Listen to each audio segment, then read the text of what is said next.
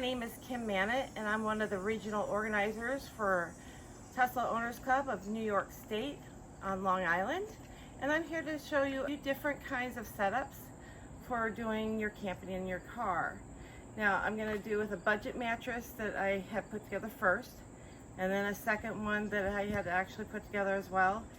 And then a really expensive mattress that I'm not going to show you how to install it because it's actually pretty self-explanatory, but it did not work out for me very well, and I then ultimately ended up with the last setup that I'm going to show you. So here I have a piece of foam that I purchased at Joann Fabrics.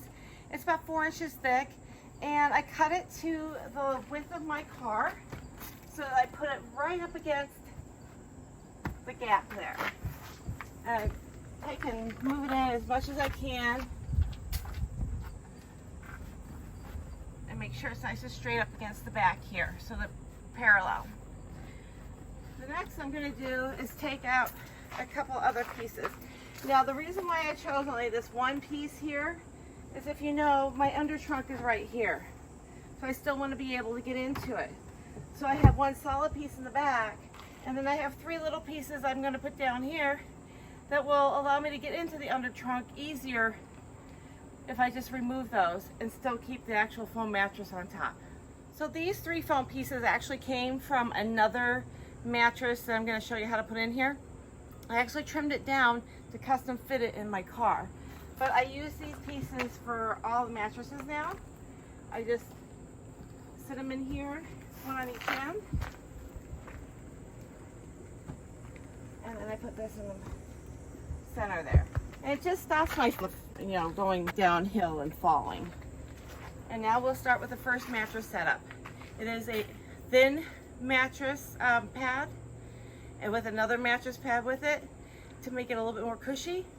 But this is also a very quick, easy, and cheap way of doing it. I felt that it still gave me pain in my lower back around here, right where that crease is at. So I have tried different mattresses, but this is my first mattress that I put together. So here I have the Mattress Toppers that I bought off of Amazon. I'm just going to lay them back, make sure they look kind of okay here. And just bring it back to the back of the car. And then we'll top that with a sheet and blankets, and then this will be ready to go. And I've also sometimes just tucked these corners in so that I have no issue. Now, it's a little wavy, and that's mostly why I didn't like it. It just really didn't suit my needs for what I was using. And I'll put a sheet and blanket on that and be back. And here you see it with a sheet and blanket on it, all tucked in and all nice and neat with the little pillows at the top. And I just threw on a unfitted sheet just to throw over it so that I have something between me and the foam. Next, we'll do my second part mattress that I tried. A little bit more expensive. I cut it to fit, but in my case, it takes up too much room in the car. So the second mattress I'm setting up is a 6-inch tri-fold foam mattress that I actually had cut the foam inside so it actually fits the inside of my car a little bit more. This takes a little bit more time to get around because the longer piece here actually goes at the head of the car rather than at the foot. So give me a few minutes, I'll wrestle it around and show you how it goes together.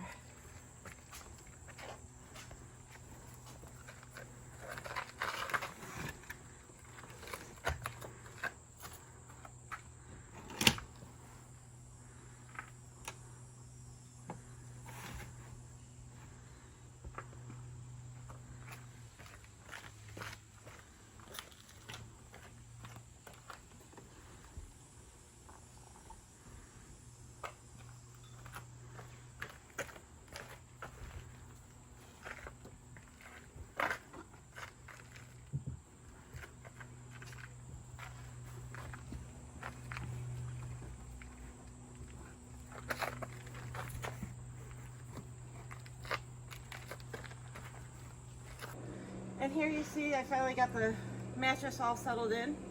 The reason why I've decided not to use this mattress anymore is it is a little too high, and takes up a lot of room when I'm traveling cross country. So we'll get to my last version, but just the in between this version and the one I finally settled on was the Dream Case. Very expensive. I so wanted to like that case. I did get the one from our Model X. Obviously it doesn't work in a Model X, but I did use it on the floor at my mom's house when I traveled to Seattle, and I find it extremely painful on my hips because I sleep on my side. So it wasn't, I felt it wasn't worth the money, even though I really wanted to like it because of the way it packed up. Although it still takes up a lot of room. Not as much as this does, but it still takes up a good amount of room. About a foot or so wide, and it actually fits the entire of your trunk. So I'm just going to throw sheet and pillows over this so you can see what this looks like. So here you have the tri-fold mattress that I custom cut for the car. All stressed out with a sheet and a blankie and the pillows on there. And you can see that the distance from here to here is not very much. So it's a little bit harder to turn over your side in the middle of the night because you're hitting the glass of the trunk. So now we're going to try the last version, which is the Travel Sleeper. I got it from formytesla.com, and it is a part air mattress and part foam mattress, and it was actually really nice to sleep on. I was able to sleep on my back, on my side. I could twist and turn them over the night, and I did not want to wake up in the morning. I felt so good and nice and soft. Here you see the Travel Sleeper. It can fit in your front. It can also fit in your Travel Sleeper comes with its own air pump, which is USB and it's rechargeable. So that's kind of a nice feature. And just turn it on. So we're gonna go through rolling this out and setting it up, and then I'll show you how to pump it and how to deflate it. So again, this is a hybrid air mattress and foam. This is also the lightest version, given all my other options that I have put in here. It comes with these two straps, so you just want to undo the straps and put those aside with the bag so you don't lose them.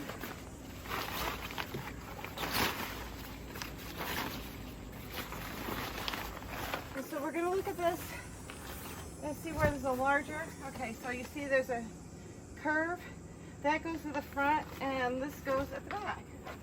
So I'm just going to get it past that bump right there and just move it over. And now there's these valves at the end. If you take it all, so this is when you're pumping and don't want to get air to come back out.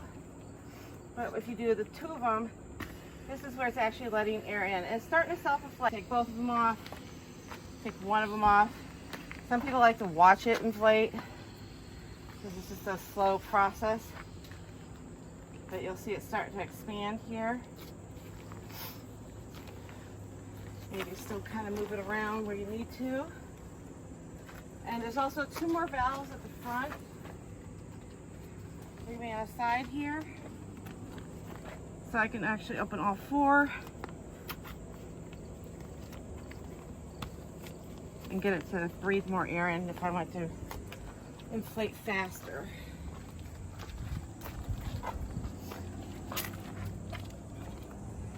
You can do the same with this one.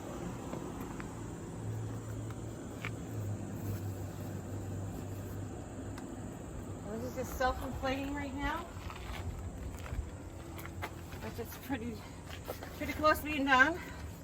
But I like it a little bit firmer, so what happens is once it's finished inflating as much as it's going to right away, then I'll come over here and I'll plug in the pump to one of the ports here and I'll pump it up the rest of the way. So just give us a few minutes and I'll show you how to do that in a second. So it comes with this really cool chargeable air pump.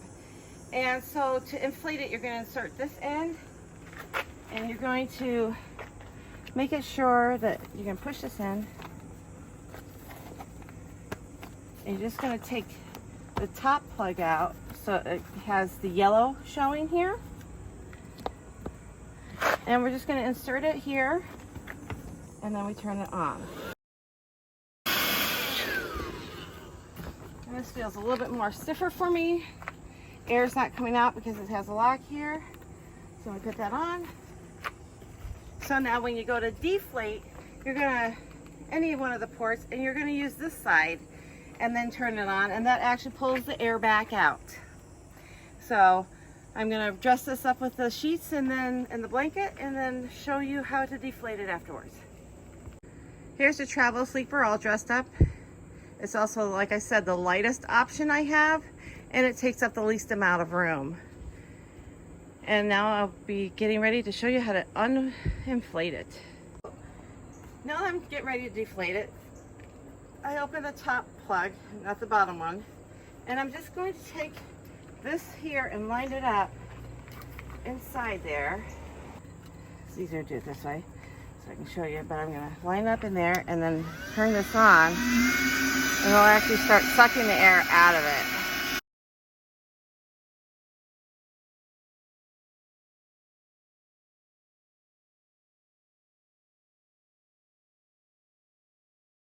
I'm going to stop. I am going to take this other part of the plug off. It's taking too long. You can get some air out of it that way. But I'm going to just stick this on here and turn it on.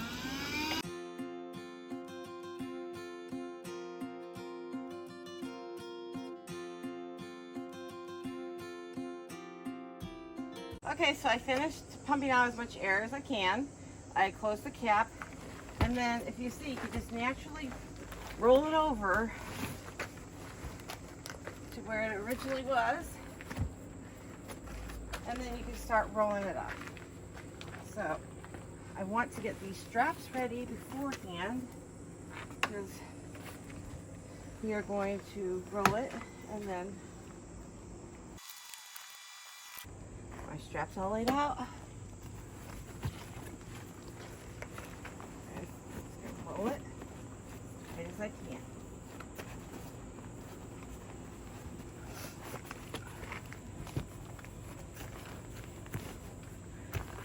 If I feel I can still get some air out, I'll just open one of these and the air will just express out of there.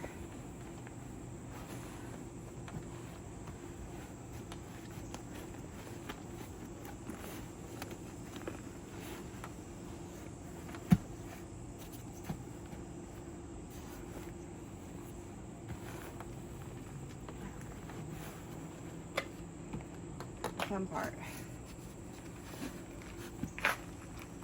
Getting your snaps to snap.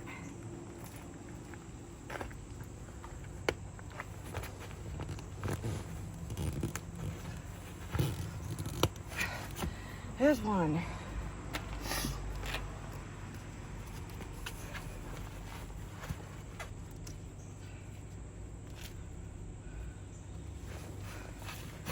Once you got the straps on, then you can put it in this cute little duffel bag that came in.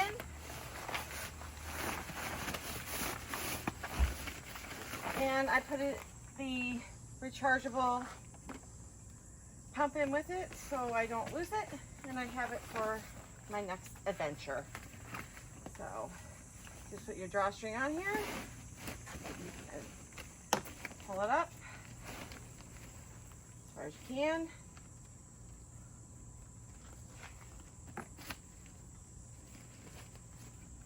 And then just hand you little straps and you're ready for your next adventure.